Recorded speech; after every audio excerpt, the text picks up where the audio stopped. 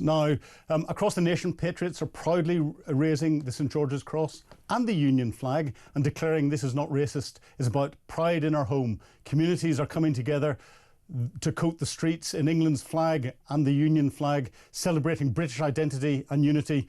But not everyone agrees. Some councils have been caught removing the flags. We'll talk to local councils in a moment, but I want to start with getting a word from John Burrows. John Burrows is a former senior police officer in the police service of Northern Ireland and now an Ulster Unionist Party politician in the local assembly in Northern Ireland. And coming from Northern Ireland, if ever flags were an issue that raised issues in communities and issues for the police, John is the one person who will know all about it. John, really good to talk to you. Likewise, Philip, good to speak to you. How's life as a politician before we get on to flags? Because you've been in post now for, is it in days or weeks that we're measuring? The start of my third week, so it's a baptism of fire. So look, I'm getting up, meeting the communities in North Antrim where I represent, and a great shout out for North Antrim to any of your listeners. It's one of the most beautiful places in the United Kingdom, with the Giant's Causeway and the famous Causeway Coast and the Bushmills distillery. So I can vouch for that, and Bushmills is one of my favourite tipples, so it's in there. But we're here talking about flags. You've had to deal with the consequence of flags put up ostensibly to bring communities together, but they've been hijacked by different groupings and different organisations, and it's turned into something all more sinister. What warnings would you give the police in the mainland UK and across England, and the groupings that might be having a little eye on the local people who are out of a sense of pride putting these flags up, but it can be exploited in a different way? Absolutely. And first of all, someone who is a proud UK citizen feels very British. I understand people want to display their patriotism to their country. It's something I share. I've served in uniform. My forefathers have. But this is laden with difficulties. And just before I get on to the sort of policing issue, I think one of the things that should be learned from the Northern Ireland experience, where we have flags in various parts of Northern Ireland up lampposts, is you end up with, instead of the sort of the solemnity and the majesty of your national flag that means so much to you, you end up with it being proliferated, it being diminished, and you having just a lot of sometimes very tatty flags hanging on lampposts. And I think, it sometimes actually diminishes our flag when we overuse it without any sense of occasion or formality. So I think that's the first thing. And the second is that you very quickly get a proliferation of this, in the sense that what you'll see in Northern Ireland is you'll see the Ulster flag and the Union flag on lampposts in Unionist areas, pretty similar to the St George Cross and the Union flag in the areas you're talking about.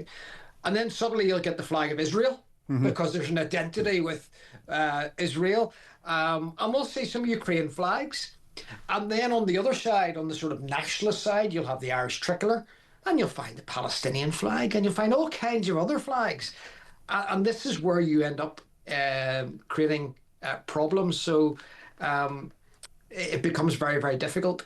And we actually now are in a situation whereby you have so many flags, people are proposing a quango, with probably a very expensive commissioner to come in and try and actually find a way through regulating when flags go up and flags come down. So there are some of the risks. And just before I'll make a final point, some places do this really well. So there are some parts of Northern Ireland where, for example, over the 12th of July, which is a very big occasion for the Protestant Unionist community, celebrating King James's victory, flags will go up for a short period of time and they will come down.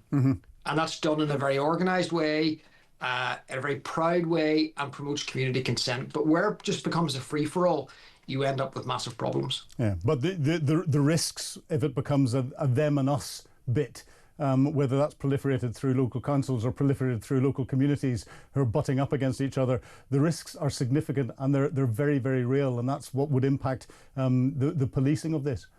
Oh, 100%. It then becomes a totemic issue. So look, we had weeks of riots in 2013. They were called the flag dispute. And what happens here is, look, City Hall used to have the Union flag flying all year round. And that wasn't an issue. As flags became more controversial because they became, literally put up to demarcate territory. Actually, sorry, that was my dogs just jumped up. You make the flag almost toxic. You make it contested. You make it a them or us.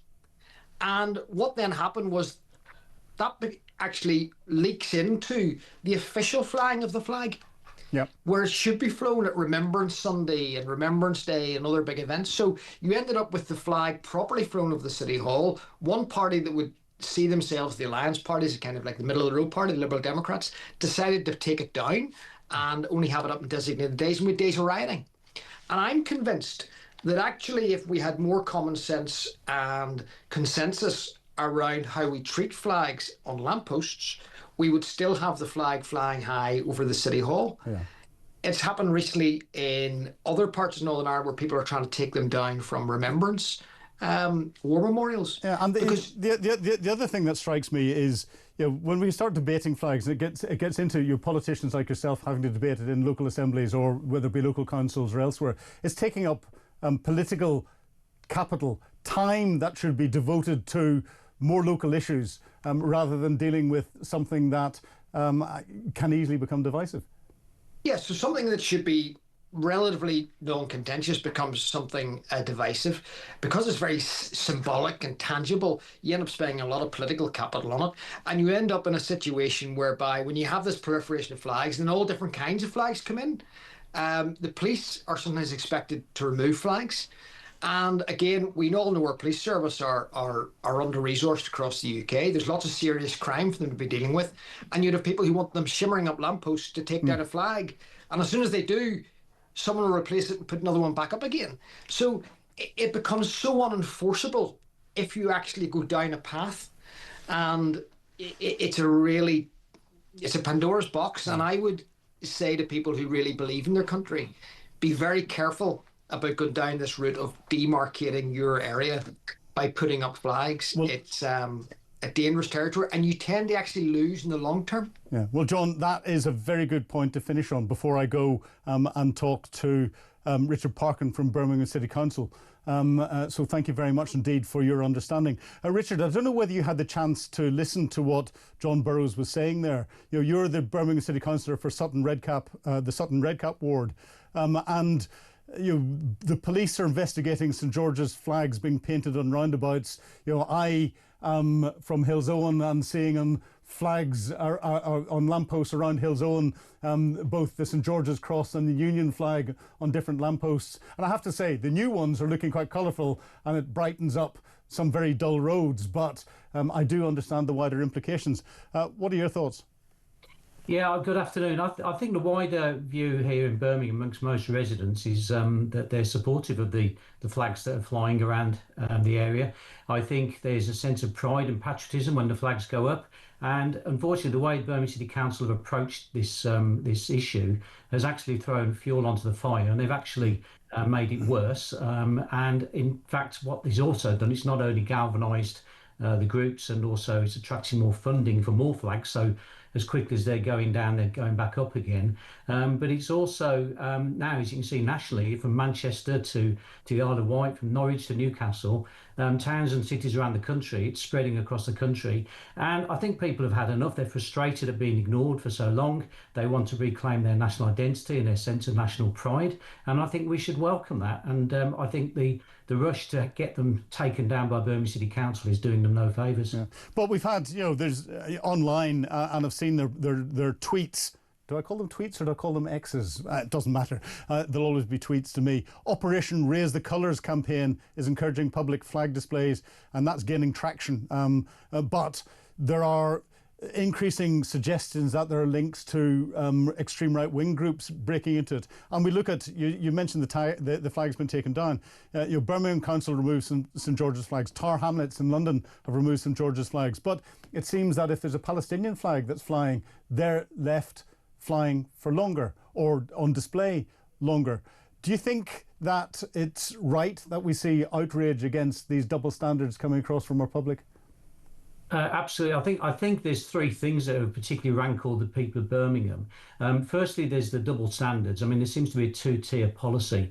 I drive around the city quite frequently, and there have been Palestinian flags flying for 18 months or 2 years that have been left completely unattended, and nobody's bothered to take those down. So when the council starts suddenly saying, we've got a health and safety issue and they need to come down straight away on the eve of VJ Day commemorations, let's not forget. And at the same time, they're hoisting up Pakistan flag outside the council house. They're lighting up the library in the Pakistan flag colours and so on. This isn't a sense of being racist. It's not racist to be patriotic. And, this is our country and our flag, and we should feel proud to fly our flag wherever we want to, whenever we want to. And Birmingham City Council have suddenly, the council's bankrupt. You've probably heard about the rats and the bin strike, which is now into only a lot, yes. into its 9th month. But all of a sudden, with bins not collected, fly tipping everywhere, fly posting not removed, the council have suddenly found all the resources in the world to throw at tearing down British flags and Union Jack flags and flags, St George's Cross. So residents are absolutely furious about it, because the only thing the council seems to do quickly is to remove the symbol of national pride and identity, and that's also causing a lot of upset. Yeah, but do you think there's a danger that with the councils doing this, what they're doing is they're creating a backlash from the local communities who will then potentially turn more to some of the more extreme right-wing groups that will move in and exploit that difference of opinion between the councils and the local communities, and this might turn into something that could become something completely different and what local communities wouldn't want. What are you picking up from on the ground? I can't imagine any other country in the Western world having this kind of conversation that we're having in this country. We've got a Union Jack and a St George's Cross, and it's our national flag. And the silent majority of people who are are now speaking, are now shouting out from the rooftops, this is our identity, this is our country, this is our flag. There's nothing to be ashamed of there. I mean, can you imagine them having this conversation in America? I mean, they've got their national flag flying outside every public building, on classrooms, all over the place. Yet here we all have this angst about, it's going to be claimed by other groups, but let's claim it for the people of the country. This is our country and our flag. And I don't, that argument doesn't wash with me. We don't not wave our flag because we're worried about, the extremists who we obviously don't want anything to do with. We're talking about the majority of people here in this country. Yeah, well, Richard, on that rallying call, and I have to say that in Long Lane in Hillsowen, it is much more colourful with the flags that are flying from the lampposts. I do understand where it could go, and it always makes me slightly nervous, but I do enjoy it and enjoy the colourful sights that it brings in, and it brightens the community up. Richard, it's been a real pleasure talking to you.